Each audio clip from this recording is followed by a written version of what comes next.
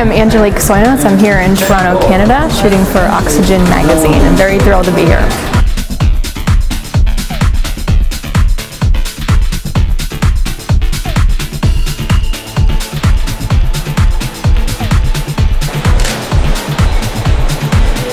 Nice, nice.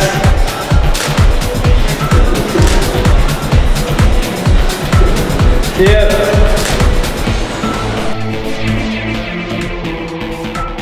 Before you pump a physical muscle, you need to pump your spiritual muscles first.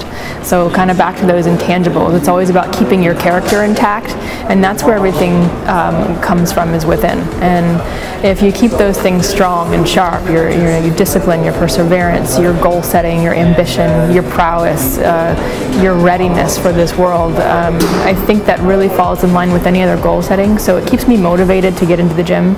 It is tough. You have your days when you just feel like, you know, there's nothing left, you got no energy, work's been tough, you know, people have been, you know, tagging at you all day long, but you have a little chat with yourself and you get back in the gym and you make sure that every set's your best set and every body part's your favorite part, and you do what you have to do in order to stay in shape, because this is it. This is one time. You got one vessel and you got to take care of it.